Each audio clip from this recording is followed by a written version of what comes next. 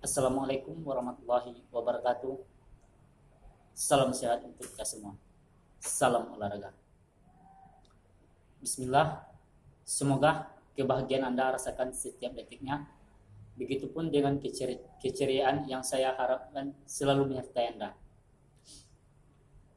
Alhamdulillah, kita ucapkan kehadiran Allah Subhanahu wa taala, karena berkat rahmat dan karunia beliaulah kita masih bisa menikmati keindahan dunia alam semesta ini. Selanjutnya, selawat berserta salam tak lupa kita ucapkan kepada pucuk pimpinan umat Islam sedunia, yakni baginda Muhammad Rasulullah SAW, karena berkat rahmat dan karunia beliaulah yang mana awalnya kita berada di dalam alam yang penuh kegelapan, dan sekarang ini kita telah menempuh di alam yang sangat terang benderang seperti yang kita rasakan saat sekarang ini.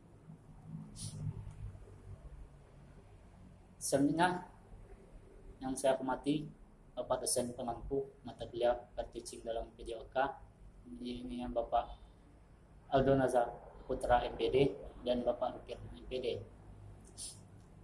Sebelumnya izinkan saya memperkenalkan diri. Nama saya Oki Afriansa dari jurusan Pendidikan Olahraga. Baik, mungkin pada kesempatan kali ini saya akan kembali sedikit berceloteh dengan sedikit aroma keseriusan. Karena seperti biasanya, saya akan berbagi materi, yang mana materi kali ini itu dasar pendidikan jasmani. Bagi Anda, para orang awam, merupakan dan para mahasiswa dan siswa sekalian, pasti tidak asing lagi dengan istilah dasar pendidikan jasmani. Ya, selama ini pendidikan jasmani selalu menjadi bidang yang menurut saya dipandang sebelah mata atau dianggap enteng, remeh oleh sebagian orang. Entah karena apa, alasan apapun yang pasti alasan-alasan tersebut menjadi topik perbincangan di mana-mana. Menjadi topik yang klasik di kalangan guru-guru, termasuk di kalangan masyarakat. Singkat cerita, mengapa pendidikan jasmani sering dipandang sebelah mata? Ya, jawabannya tidaklah sederhana, karena mereka di luar sana belum memahami dasar-dasar pendidikan jasmani tersebut.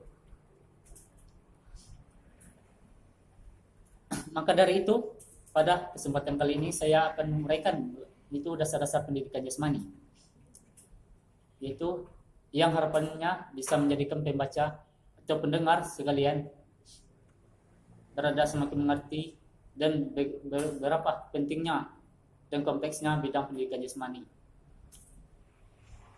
Sebelum membahas mengenai dasar-dasar dalam pendidikan jasmani, saya sampaikan alangkah lebih baiknya jika kita semua terlebih dahulu memahami apa hakikat pendidikan jasmani. Jadi begini, pendidikan jasmani pada hakikatnya adalah proses pendidikan yang memanfaatkan aktivitas fisik untuk menghasilkan perubahan holistik dalam kualitas individu, baik dalam hal fisik, mental, emosional, sosial, dan lainnya. Oleh sebab itu, pendidikan jasmani memanfaatkan alat fisik yang mengembangkan keutuhan manusia. Dan dalam kaitan ini diartikan bahwa melalui fisik, aspek mental, emosional, sosial pun turut berkembang. Bahkan dengan penekanan yang cukup dalam, sangat berpengaruh pada pola hidup. Setelah memahami hakikat pendidikan jasmani, mari saya akan untuk menelisik lebih dalam beberapa dasar dalam pendidikan jasmani.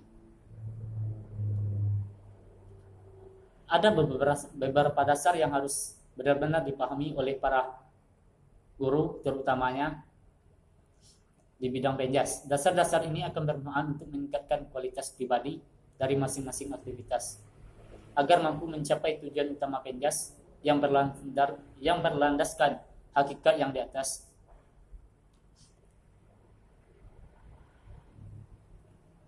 Yang pertama itu, kita mengetahui dasar sejarah pendidikan jasmani. Pertama dari semua adalah mengenai sejarah penjas. Dimulai setelah Indonesia merdeka,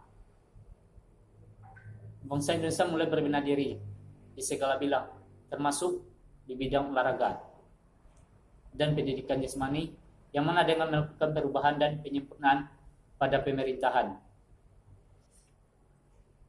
Selanjutnya itu dasar filsafat pendidikan jasmani. Pendidikan jasmani mampu menjadi alat ampuh dalam membangun karakter bangsa, moral, disiplin, dan nilai-nilai positif yang lainnya. Melalui filsafat, identitas pendidikan jasmani akan terbentuk. Selanjutnya itu dasar biologis pendidikan jasmani. Biologi berkaitan erat dengan pendidikan jasmani. Seperti kita ketahui bersama bahwa manusia bergerak didukung oleh sistem yang ada dalam tubuh manusia. Yaitu ada beberapa sistem yang berada dalam tubuh manusia, yaitu sistem kerangka, otot, peredaran darah, saraf, pencernaan, dan masih banyak lainnya. Sedangkan gerak merupakan dasar utama dalam pembelajaran penjas. Jadi, pemahaman tentang sistem-sistem yang ada dalam tubuh kita menjadi bekal dasar memahami penjas tersebut. Selanjutnya itu dasar psikologi pendidikan jasmani. Olahraga yang bersifat gerak aktif memiliki kaitan dengan psikologi. Olahraga mampu menjadi media dalam mengakses aspek-aspek psikologi seseorang. Banyak pembahasan dalam psikologi olahraga, seperti itu motivasi, percaya diri, bertanggung jawab, dan masih banyak lainnya. Semua aspek psikis tersebut mampu menjadi pendukung dalam meningkatkan prestasi olahraga dan juga mampu memasyarakatkan olahraga. Selanjutnya itu dasar sosiologi pendidikan jasmani. Salah satu penting dalam kehidupan bermasyarakat adalah bersosial dan berinteraksi. Pendidikan jasmani dan olahraga sebagai salah satu sarana pendidikan masyarakat atau olahragawan manusia individu untuk memberikan suatu pemikiran tentang bagaimana cara hidup dengan layak dan sehat, itu sehat jasmani dan rohani dalam kehidupan bermasyarakat. Mengajarkan sosiologi sebaiknya lebih bersifat berinteraksi dengan lingkungan.